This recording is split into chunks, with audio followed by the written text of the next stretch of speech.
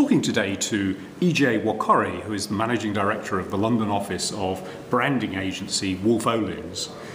Ije, how did you become the Managing Director of this company? Oh, that's a big question. I trained as an architect. I qualified in architecture in the mid-90s. It struck me at the time that there were more interesting stuff happening in the virtual world. This is the early days of the internet. So to cut a long story short, I became an internet strategist and then a brand strategist. I did a lot of time in service design and digital design, and by the mid-2000s, when people like Wolff Olins were beginning to realize that brands were much more about the experience, I was asked to join Wolff Olins as, at the time, a strategist.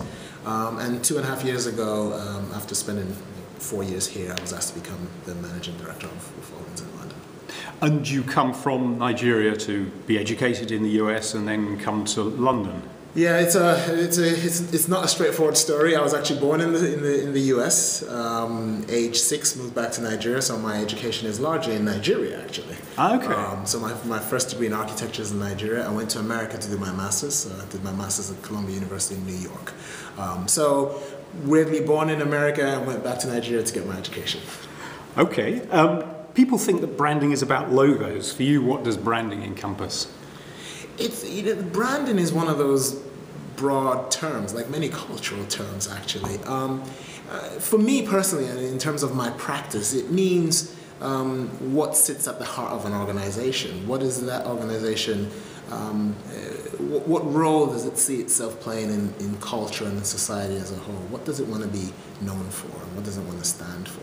And that thought should drive certainly how it expresses itself through logos and identities and communication, but it should drive the way it thinks about its products and services, the way it thinks about the internal culture of the organization, the way it thinks about everything it does as an organization. So it's every part of the organization, not just yes, those external things. Yes, it is every part of the organization, and there are other words you can use instead of brand, and I'm happy to use them, whether it's the purpose of an organization or its mission or its vision. All those kinds of words all kind of come together, but it's really what's at the heart of an organization. And why do people have such strong emotional bonds with brands? Well, there is some evidence to say that we're increasingly not that strongly wedded to brands as we used to do. People are no longer. You don't even hear people talking about I'm a Nike person, I'm an Adidas person anymore. There are some brands that have such a transformative impact on our lives that they take a place in our hearts. And I think that's the reason why we have emotional brands. That some organizations are able to do something so special and so wonderful for us, or they bring such a legacy and a heritage and meaning that touches our hearts. By and large today, though, most brands don't have that kind of relationship with people. And the research that there is that shows people moving away from brands, what's the motivation, do you think, for that? Well, the motivation, and I tend to link this to the emergence of the internet. I think before the internet, it was easier for a brand to live off its myths and storytelling, and the better storyteller was the stronger brand. I think with the internet now, consumers have incredible power to find out what's really going on. And we know that sometimes what's in one car is the same as what's in another car, but you put a different brand in it, and why would I pay £20,000 more for the same functional performance? And so I think as the internet and so people can see through things. People can see through things a lot more than they could before. And that means that they make much more functional decisions about things. Why is there so often a disconnect between the surface messages that the brand owner is trying to convey and the actual experience of a particular brand? Well, I think that there are two reasons for that. The first one, I think, is a real problem. Well, they're both real problems. The first one is that there's still many people who still think of the process of branding is about the storytelling. It's about what stories do I tell? And they sit in sometimes different buildings from the people who are actually making the real things that the organization is about. And so, of course, there's a disconnect. I'm telling a story, I'm making stuff, and we probably don't even know each other. Yeah. So you have that natural disconnect. Or like banks and their back offices. Yeah. And even running an organization like this, I know how difficult it is to get finance, to talk to client teams, to talk to the different parts of our business. So that's a part of it. I think the other reason for it is that sometimes we mistakenly express our aspiration as organizations to our customers. I think that's becoming less and less a way you can build a brand. And so I remember in the 90s, AT&T, their entire campaign was about what you can do in the future. Well, the fact of the matter is that people want to know what live in the future. and so sometimes, but every organization should have aspirations and should have dreams and should have what it wants to do in the future. But if you end up talking about that too much, you end up talking about a future which is, of course, disconnected from the present. And Wolff Olins did the branding for the London Olympics. Why was there such a strong reaction to the logo of the Olympics? Several reasons. I think the most obvious one is that it broke many of the rules of branding an Olympics. But it set out to do that. And I wasn't on that team, but when I talked to members of that team, they kind of anticipated this would happen.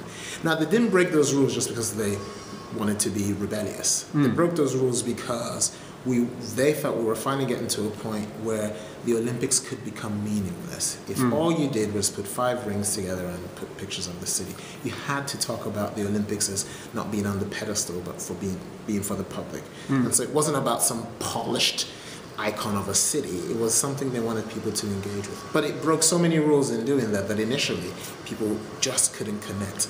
There was a huge petition, wasn't there? Oh, huge petitions, and people saying I could have done better than that. The other reason for it, and I think this is unique to things like the Olympics, is that was launched in 2007 with an anticipation of where we'll be in 2012, which was in the future, which people don't live in. To the other conversation we had. And what I think that team did brilliantly, and I wish I could take credit for it, but I wasn't on that team, was anticipate this much more interactive, user-generated world that we then lived in 2012, which is why actually when the branding came out, people either said, what was all the fuss about? Or they said, actually, this is genius. There wasn't any of the aggressive, hateful reaction to it. Some people just thought, well, I don't know what the fuss is about. But actually, some other people, particularly people in the branding community, thought, wow, that was genius, and anticipated the time it was made for. And you were personally pursued by the newspapers, weren't you? We were all pursued by the newspapers, but it was, and that bit was fun. For the people who worked on it, it wasn't fun. Yeah. But there was a bit of, for a couple of weeks, our organization, which is a small organization, if you think about it, being on the front page of the newspapers wasn't all bad. Led the branding assignment with Mercedes Benz. What were you trying to achieve with that?